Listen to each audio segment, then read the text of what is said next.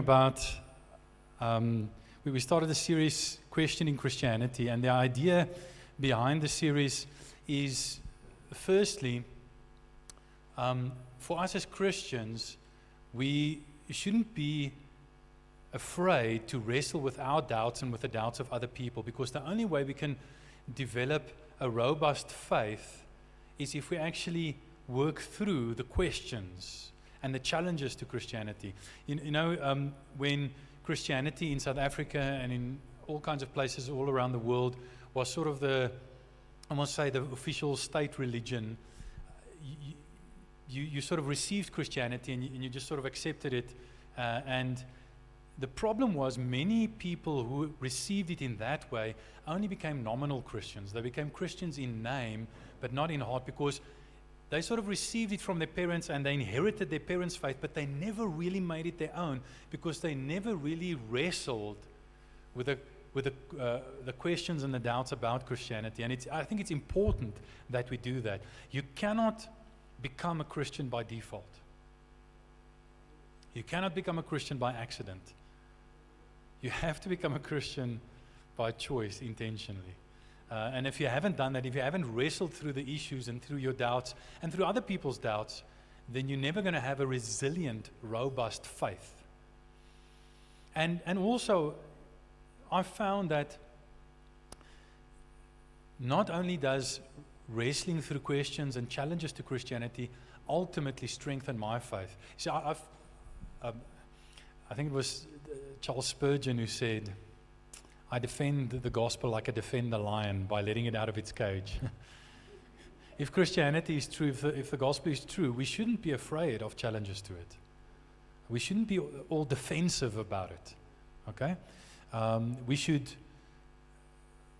allow ourselves to ask the questions, and we should allow other people to ask the questions with the confidence that if it's true, then we will discover that truth, and we'll become more confident in that truth. But I've also found that doing that has helped me to share my faith more effectively with other people. Because on the one hand, I have more compassion for them because I really understand the questions that they're wrestling through, because I've been wrestling through them as well. And I can give them better answers because I've actually gone to think about the questions that they ask and the challenges that they pose to Christianity. So I think for Christians it's a good thing to wrestle through your doubts. But I also think for people who are not Christians, I think it's a good thing to doubt their doubts, to also wrestle through their doubts. So often I've found that people who do not believe in Christianity haven't thought, or have thought very superficially about the reasons why they doubt Christianity. And underneath the doubts of Christianity, there's a deep, blind faith in something else, which they are not willing to challenge. And if you're here this morning and you're not a Christian, and you sort of wrestling through issues about Christianity, I want to encourage you to also wrestle with your doubts about Christianity and not require more evidence for Christianity, not require more evidence from Christians than you require from yourself to prove the things that you do believe in, the alternative truth claims that you accept. So today we're asking the question, can there be only one true religion? And it's a question that many people ask. If you ask many people, that are not Christians, why are you not Christians? They'll just say Christianity is too exclusive. It's too exclusive. Christianity claims to be the only way, and I find that arrogant, and I find that offensive. Surely all world religions are equally valid, right? I'm sure we've all had discussions like that, and I can to one extent I can understand it. Often the assumption underlying those statements are that all religions are just man-made, are just sort of man's way of dealing with existential issues and the fact that we're not in control of everything, etc., etc. So we develop gods for ourselves. So the whole idea, the faith, the hidden assumption and faith underlying that challenge is that religion in general is a man-made thing, and therefore you cannot claim that your man-made religion is more valid than someone else's man-made religion or some other culture's man-made religion. But my question would be, have you really thought about and asked yourself what brought you to that conclusion? That all religions are man-made. What evidence do you have for that? If you require evidence of Christians to say that their belief in Jesus is exclusive, or that their religion is the only one that can save, their Savior is the only one can save, do you also require evidence to prove your view of religions, that they are all the same and that they are all man-made? So the first thing that we need to say in answer to the question, or the charge that Christianity is too exclusive, is to admit that the charge is true. Christianity is exclusive. Okay, firstly, we know it's exclusive because the Bible says so. Right? Let me just read you two verses. One very famous verse is in John 14, verse 6, where Jesus himself says, he's quoted as saying, he said to him, "I am the way and the truth and the life. No one comes to the Father except through me." Now, firstly, Jesus is claiming, if you look at what he's saying and you look at it deeply, you realize it's very exclusive claims that he's making, even more exclusive than we realize. The obvious part is where he's saying, I'm the only way, no one can come to the Father through me. In other words, all other religions, all other religious leaders, none of them can actually get you to the Father. Yes, they can get you to other gods, but they cannot get you to God the Father. They cannot get you to the God of the Bible. They cannot get you to Yahweh. So it's exclusive in that sense. But more than that, if you think about what other religious leaders say, just think about, Buddha or Muhammad or Krishna or any other religious leader that has ever existed. None of them claim to be the way. All of them claim to show the way. They say, "Come, follow me, and I'll show you the way how to get to God or the gods." Right? Without exception, that is true. Jesus is different in that he doesn't just say, "Come, I will show you the way." He doesn't say, "I'm just a prophet or a wise man that knows the way and that will show you the way." He says, "I am the way." That's different. That's fundamentally different. Okay? But he doesn't even stop there. It gets worse. In John's Gospel, there are many so-called I am statements. There are 7 absolute I am statements when Jesus says, like, for instance, "Before Abraham was, I am," in John chapter 8. And the Jews, who are monotheistic to the core, get so angry at Jesus because they understand what he's saying. They understand his statement is not just a statement of bad grammar. If he didn't mean "before Abraham was, I was." That's not what he said, and that's not what he meant. He said, "Before Abraham was, I am."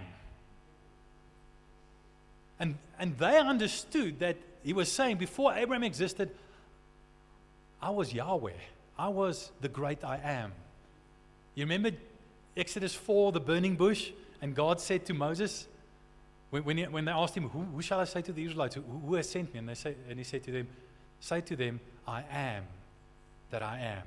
I am Yahweh, the one who is and the one who causes all else to be. I am has sent me." And they understood, when Jesus said, "Before Abraham was, I am," they understood that Jesus was claiming to be the God of the burning bush. that Jesus was claiming to be Yahweh, the great I am. And that's why they wanted to stone him. But there are also 7 so-called conditional or qualified I am statements, like I am the bread of life. I am the resurrection and the life. And this one, I am the way, the truth, and the life. But if you understand it correctly, you'll understand Jesus is saying the same thing. He's not only claiming to be the only way to the Father, he's claiming to be one with the Father. He's claiming to be I am. It's an I am statement.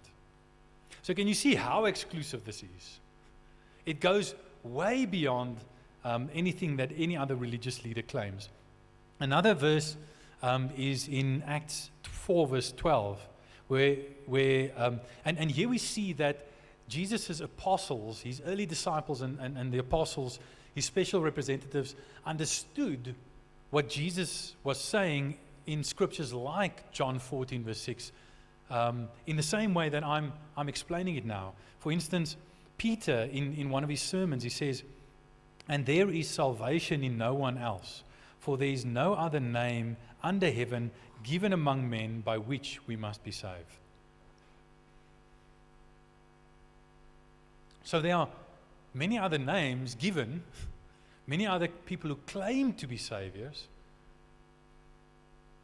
but none by which you can actually be saved and be restored and reconciled to the Father. And in light of this, you have to say, like,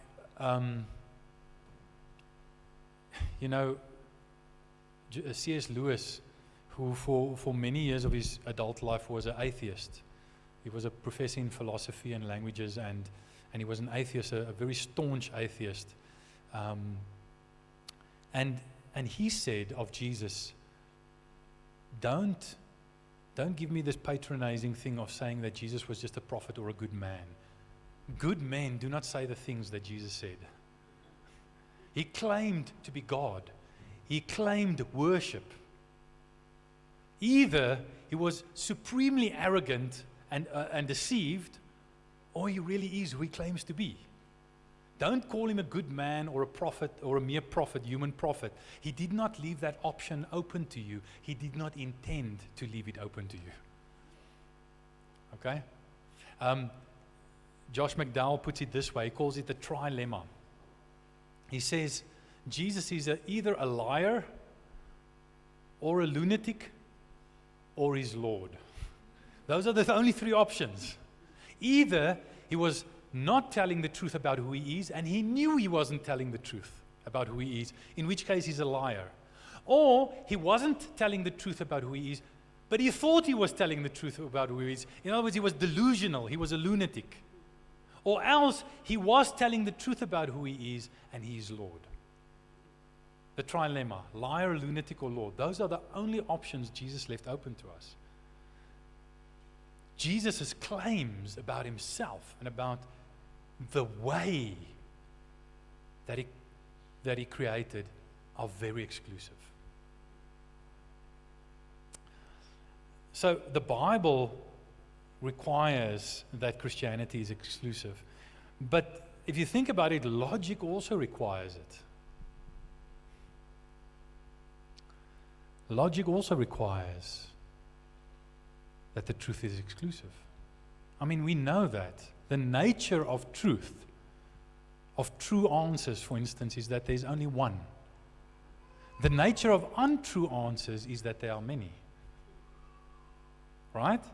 I mean, we've all done that thing where you have the raffle jar with the toffees in, and you have to guess how many toffees are in the jar, and whoever's guess is closest to the right answer gets the whole jar of toffees. How many right answers are there to the question, how many toffees are in the raffle jar? Just one right answer. How many wrong answers are there? Many. If an aeroplane is coming into land in, sort of dense mist, and the tower, the tower on the airport asked the pilot, state your position, give me your height and all that kind of stuff, your altitude. And he says, I am 600 meters above the ground. And the guy in the tower says, no, our radar says that you are 400 meters above the ground. Can they both be right at the same time? Of course not.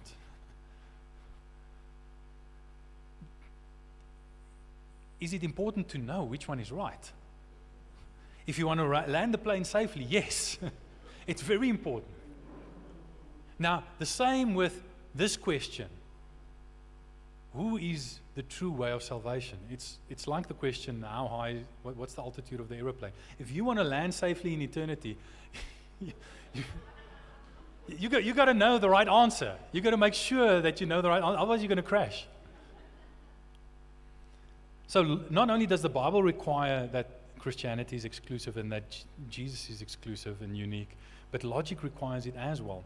But I understand that for many people we live in a sort of late modern, postmodern, and some would say even post-truth kind of society, where society has started rejecting absolutes, all absolute statements, and everything has become relative. And people will even talk about your truth and my truth, even though your truth and my truth are not the same. Okay? We've all heard this, right? I can understand that in a context like that, people want to make the claim. Why people would make the claim, but surely all world religions are equally valid. My truth and your truth are equally valid. I can understand why people would say that. But the problem is that it cannot be right. And we know it cannot be right. We know it cannot be right. Because if you're saying that, firstly, let me put it to you this way. Not only does Christianity make exclusive claims about the truth and claim to be the only way, all world religions claim that. Christianity is not unique in making exclusive claims. I just want to read you a portion in a moment. But think about this. If Jews, Muslims, Buddhists, and Hindus would, Jews, I think all Jews, Muslims, Buddhists, Hindus would agree that if Christianity is right about Jesus being the only way, then they, as the other religions, are falling short of loving and worshiping God as they truly should. But if they are right about Jesus, then Christians are failing to love and worship God as He truly is. The reality is all world religions claim to be exclusive. I just want to read this to you. Timothy Keller says, I was once invited to be the Christian representative in a panel discussion at a local college along with a Jewish rabbi and a Muslim imam. The panelists were asked to discuss the differences amongst religions. The conversation was courteous, intelligent, and respectful in tone. Each speaker affirmed that there were significant, irreconcilable differences between the major faiths. A case in point was the person of Jesus. We all agreed on the statement, if Christians are right about Jesus being God, then Muslims and Jews failed in a serious way to love God as He really is. But if Muslims and Jews are right that Jesus is not God, but rather a teacher or a prophet, then Christians fail in a serious way to love God as He really is. The bottom line was, we couldn't all be equally right about the nature of God. Several of the students were quite disturbed by this. One student insisted that what mattered was to believe in God and to be a loving person yourself. But then you have to ask the question, which God? Sure, you have to believe in God, but which God do you have to believe in? Is it the God who revealed Himself in Jesus and said, I am the way, the truth, and the life? Which God are you supposed to believe in? To believe in God and to be a loving person yourself. To insist that one's faith has a better, to insist that one faith has a better grasp of the truth than others was intolerant. Another student looked at us clerics and said in his frustration, "We will never come to know peace on earth if religious leaders keep on making such exclusive claims. It is widely believed that one of the main barriers to world peace is religion, and especially the major traditional religions with their exclusive claims to superiority. It may surprise you that though I am a Christian minister, I agree with this. Religion, generally speaking, tends to create a slippery slope in the heart. Each religion informs its followers that they have the truth, and this naturally leads them to feel superior to those with different beliefs. Also, a religion tells its followers that they are saved and connected to God by devoting themselves to that truth. This moves them to separate themselves from those who are less devoted and pure in life. Therefore, it is easy for one religious group to stereotype and caricature other ones. Once this situation exists, it can easily spiral down into the marginalization of others, or even to active oppression, abuse, or violence against them.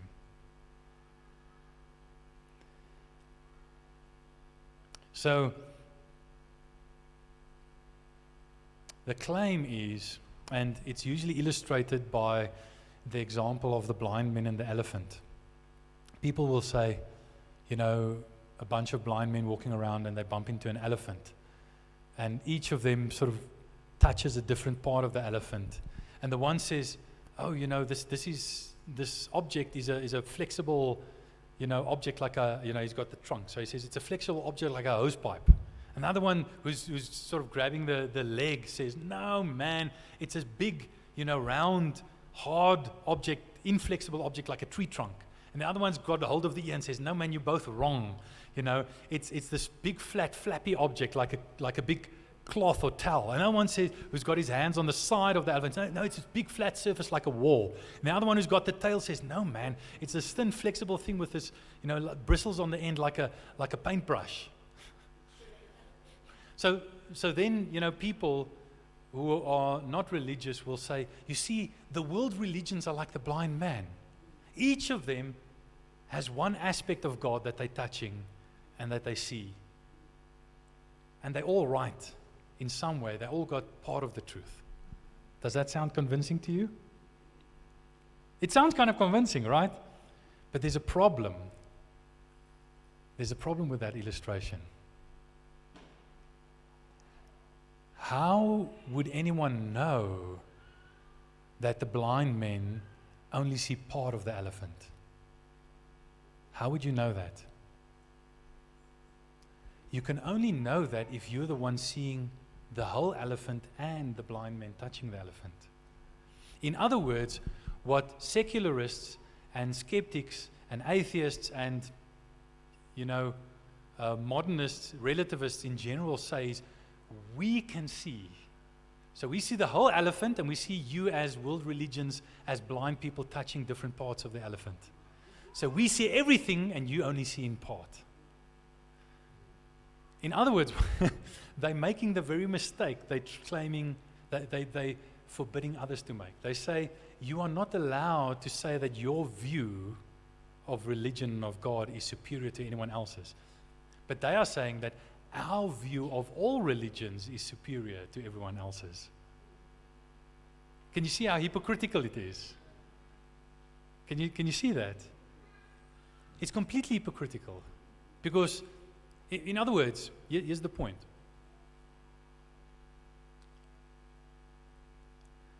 The view that your religion is the only truth is no less exclusive than the view that your understanding of all religions is the truth. It's just as exclusive to say that my view of all religions, that they're basically the same and that they all lead to the same God. That's an exclusive view. That's just as exclusive as the view that Jesus is the way, the truth, and the life, and no one comes to the Father except through Him. So here's my point.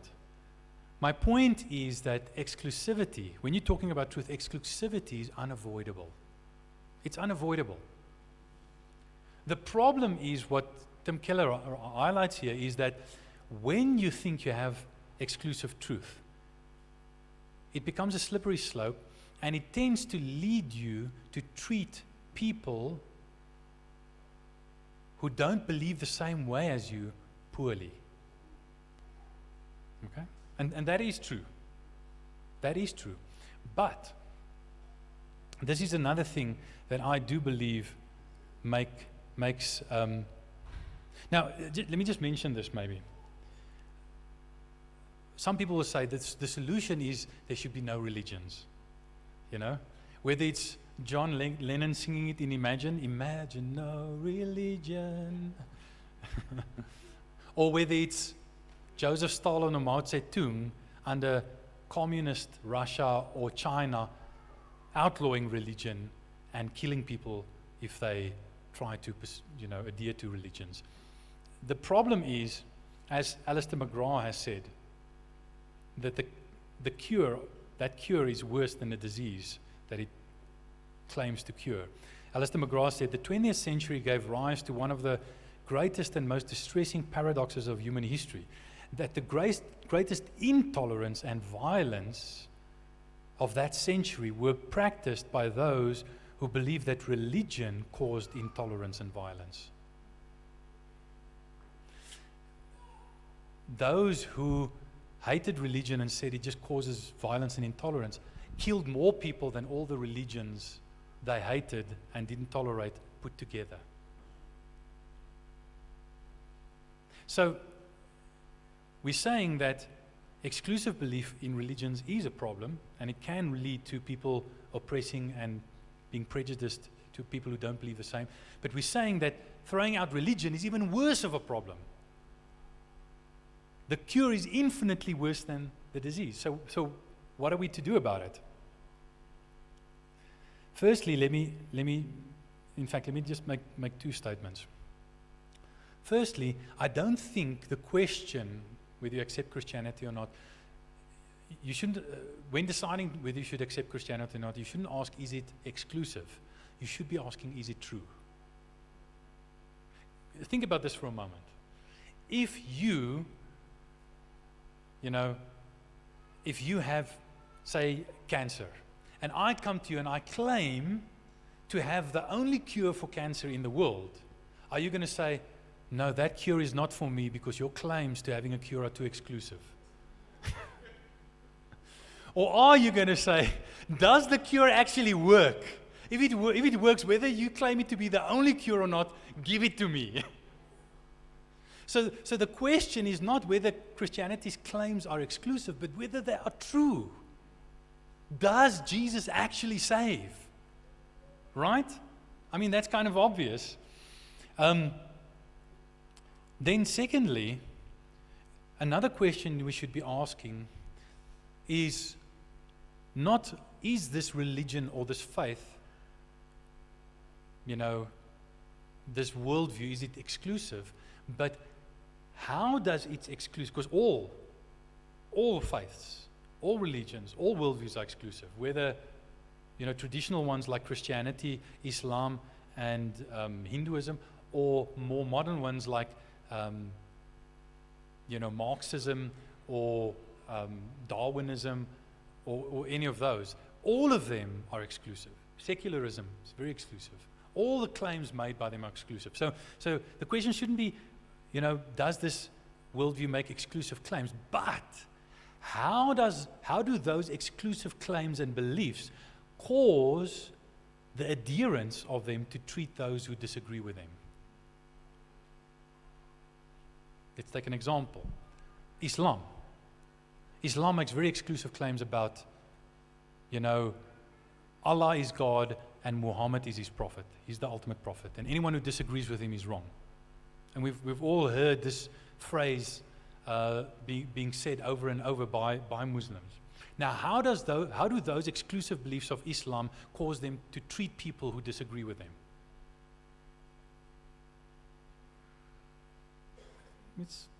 kind of mixed. But I mean, we all know over hundreds of years of many, cases of people being persecuted for disagreeing with Islam. If you ask people who live in Islamic countries under Sharia law, are you allowed to disagree? They'd say no, absolutely not. You'll get beaten in the street, literally, stripped naked and beaten in the street with rods, at the very least. The Quran itself requires Muslims to tax non-Muslims, called infidels, unfairly, or tax them much higher than they would tax Muslims under Sharia law. They're required to eventually chop off their one hand and their other foot to cripple them as an incentive for them to convert to Islam. So how does the exclusive views of Islam cause them to treat people who disagree with them? Not so good. Okay? And you can go through the same thing. Let's take atheism. How do the exclusive views of atheists that there is no God and that the world, the natural world, the physical world is all there is, and that we are just accidents that came about by evolution, how does that cause them to treat people who disagree with them and say, but there is a God? Also not so good, right? I mean, we've all seen, debates on the internet, on YouTube, or been in debates ourselves where, when we try and claim that there is a God, in debate with atheists, they'll easily call you stupid, and say, no, if you believe in any kind of God or religion, you're just stupid. And in fact, you're immoral because you're the problem in the world because religion causes violence, not realizing that their religion is actually, if you look at the track record of the past 100 years, the most murderous religion that there is. Their belief system, I mean, Mao Zedong, Joseph Stalin, even Hitler, they were actually atheists. So the biggest mass murderers in history were atheists, But how does those exclusive atheistic views cause them to treat people who disagree with them? And if they're honest, they'll say, not so well. Okay? Now let's look at Christianity. The one thing that makes Christianity different, or another thing that makes Christianity different and unique amongst world religions, is that all other world religions say, this is what you must do to please God and be right with Him. Christianity is unique amongst world religion in saying that you cannot do what it takes to please God and be right with Him. You have to be perfect, and none of you are. But God Himself will become human and do that which pleases God and makes people right with Him. And then His track record in Jesus Christ, His track record will be credited to you. So when you become a Christian not because you're better than anyone else. You become a Christian by faith, by grace, and by faith, despite the fact that you know you are no better than anyone else. Right? In other words, in fact, Paul, I don't know if I put that scripture up, but in Romans 3 verse 27, Paul says, then what becomes of boasting? It is excluded. By what kind of law? By the law of works, performance, earning? No, by the law of faith. He says Christianity is set up in such a way, you receive it by faith. Grace is not opposed to effort, but it is opposed to earning. Grace, if the gospel is the gospel of the grace of God, then it means that everything that you've received, you received for free. For niks, gratis, for nothing. You did not earn it one little bit. Jesus earned it on your behalf, for you. You riding on His perfect track record. This means that if you're a truly Christian that truly believes the gospel, now, we have to admit that not all Christians believe that, or not all people who call themselves Christians believe that. Many people who call themselves Christian would say, no, you've got to be better, you've got to be morally upright, and so, which you do have to, but that's not what earns your salvation. You shouldn't be good or holy in order to be saved. you should become more good and holy because you are already saved. That's the difference between the gospel and dead religion. And that's why Jesus had such fight with the Pharisees, because the Pharisees said, and Jesus called them hypocrites. So, if you're a true Christian, you're going to say, I'm in with God and I'm right with God, despite the fact that I'm no better than anyone else.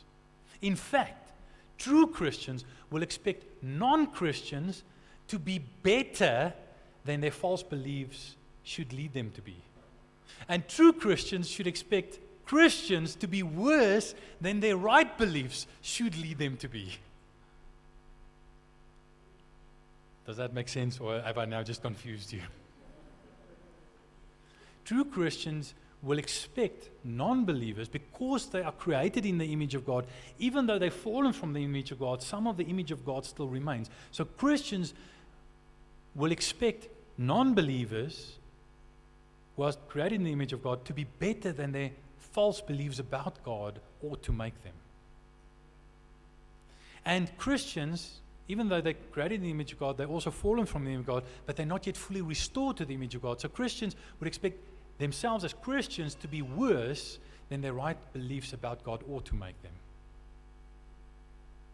So, because boasting is excluded, because of the nature of the gospel, if you are a true Christian that truly believes in the exclusive claims of the gospel, it will not cause you to treat people who don't believe it worse, because you're going to say, I've got nothing to boast in. I did not earn this. I did not deserve this. The gospel forces you to be humble, because the truths of the gospel are entirely humbling, because you deserved nothing of it. So when you ask the question, how do your exclusive beliefs cause you to treat others who disagree with you? Then we have to say that if you truly believe the exclusive claims of the gospel and of Jesus Christ, it'll cause you to treat others who disagree with you well. If you're not treating them well, then it means that you don't truly believe the exclusive claims of the gospel, or you haven't worked that belief into your life properly. Does that make sense? So can you see that, in my opinion, the gospel, Jesus and the gospel, Jesus is unique amongst leaders of world religion in not conquering or only rebuking his enemies, but ultimately dying for his enemies, hanging on the cross for them and saying, even on the cross, while they're killing him, my God, why have you forsaken me? So that God would not have to forsake those who are his enemies, and ultimately all are his enemies, but also saying, God, forgive them, for they don't know what they're doing. Jesus is unique amongst religious leaders in doing that. And that's why I would make this claim that the only exclusive claims that are not dangerous and that will cause people who believe in them to treat those who disagree with them well is actually the gospel, the exclusive claims of Christianity. And therefore, I would conclude that the exclusive claims of Jesus, that he is the only way to God the Father, that he is the only name by which people can be saved, and the exclusive claims of Christianity and the gospel are the only exclusive claims that are not dangerous and that should not worry us.